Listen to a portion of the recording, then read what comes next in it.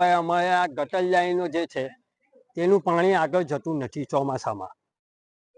તેને સાફ સફાઈ કાયમ માટેની આ ચોમાસામાં અમારે પ્રોબ્લેમ રહે છે. એવું નથી કે અમારી એકલી સોસાયટીને, બીજી 4-5 સોસાયટીઓ છે તેમને પણ આ પ્રોબ્લેમ. ભરૂચ શહેરમાં સતત વરસી રહેલા ભારે વરસાદને કારણે પશ્ચિમ વિસ્તારના અનેક સોસાયટી વિસ્તારોમાં જળબંબાકારની સ્થિતિ સર્જાઈ છે. વરસાદી પાણીનો યોગ્ય નિકાલ ન થતા 7 થી 8 જેટલી સોસાયટીઓમાં ઘૂંટણસમાં પાણી ભરાઈ ગયા છે, જેના કારણે જનજીવન ગંભીર રીતે પ્રભાવિત બન્યું છે. કૌસર પાર્ક, અલી પાર્ક, સહારા પાર્ક, ખ્વાજા ટાઉનશીપ સહિત અનેક સોસાયટીઓ વરસાદી પાણીમાં ગરકાવ થઈ ગઈ છે. સોસાયટીઓના આંતરિક રસ્તાઓ પાણીમાં ડૂબી જતા લોકોની અવરજવર મુશ્કેલ બની છે, જ્યારે અનેક પરિવારો ઘરમાં જ રહેવા મજબૂર બન્યા છે. સ્થાનિકોના જણાવ્યા મુજબ દર વર્ષે ભારે વરસાદ દરમિયાન આ જ સમસ્યા સર્જાય છે, પરંતુ વરસાદી પાણીની કાયમી નિકાલ માટે કોઈ અસરકારક વ્યવસ્થા કરવામાં આવી નથી, જેના કારણે થોડા કલાકના વરસાદમાં પણ સમગ્ર વિસ્તાર પાણીમાં ગરકાવ થઈ જાય છે. પરિસ્થિતિ વધુ ગંભીર બનતા સ્થાનિક કોર્પોરેટરો તાત્કાલિક સ્થળ પર દોડી આવ્યા હતા અને જેસીબી મશીન મંગાવી પાણીના નિકાલ માટે કામગીરી શરૂ કરાવી હતી. રસ્તાની બાજુમાં માટી અને અવરોધ દૂર કરી પાણી બહાર નીકળી શકે તે માટે તાત્કાલિક વ્યવસ્થા કરવામાં આવી હતી. રહેવાસીઓએ જિલ્લા વહીવટીતંત્ર અને નગરપાલિકા સમક્ષ તાત્કાલિક પાણીના નિકાલની કામગીરી હાથ ધરવાની તેમજ ભવિષ્યમાં આવી સ્થિતિ ફરી ન સર્જાય તે માટે વરસાદી પાણીના કાયમી નિકાલની વ્યવસ્થા ઊભી કરવાની ઉગ્ર માંગ ઉઠાવી છે.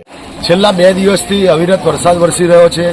સમગ્ર ભરૂચના અંદર દરેક સોસાયટી વિસ્તાર હોય કે નીચાણવાળા વિસ્તાર હોય, ખૂબ જ પાણી ભરાયું છે. અમારા વોર્ડ નંબર 2માં પણ પરિસ્થિતિ તમે જોઈ શકો છો કે નેશનલ હાઈવેના કારણે જે હાઈવે આવેલો છે, હાઈવેના બંને બાજુ જે ડ્રેનેજ લાઇન જોઈએ એ ડ્રેનેજ લાઇન નથી.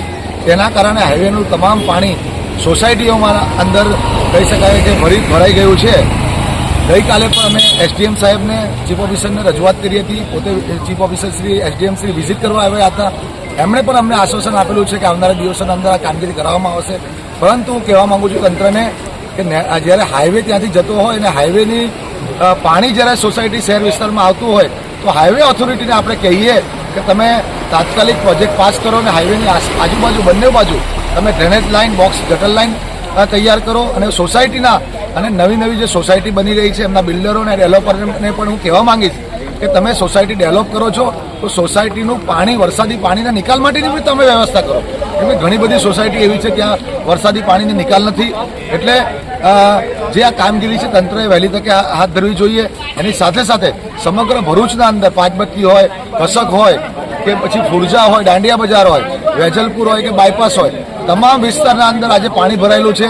જે 35 વર્ષથી ભારતીય જનતા પાર્ટીનું શાસન છે તેમણે જે રીતે વ્યવસ્થા કરી હતી, પૂર્વ પ્રમુખો કહેતા હતા કે પાંચબત્તી હોય કે કસક હોય એ વિસ્તારના અંદર પાણી ભરાવું એ ભૂતકાળ બની જશે. તો એમને યાદ અપાવું છું કે ભૂતકાળ કરતા તો હમણાં વધારે પરિસ્થિતિ એટલી ખરાબ છે કે પાણી ભરાઈ જવાના કારણે રોડ રસ્તા બંધ કરી દેવા પડે છે. એ પરિસ્થિતિ હમણાં થઈ ગઈ છે. કોઈ આયોજન નથી. નગરપાલિકાએ જે આયોજન કરવું જોઈએ વરસાદીના પાણીનું નિકાલનું, એવું કોઈ આયોજન ભરૂચમાં નથી. એટલે તાત્કાલિક ધોરણે તંત્ર આ પ્રક્રિયા હાથ ધરે અને ભરૂચના અંદર આવનારા સમયના અંદર પાણી ન ભરાય તે માટે કડક આયોજન કરવું જોઈએ.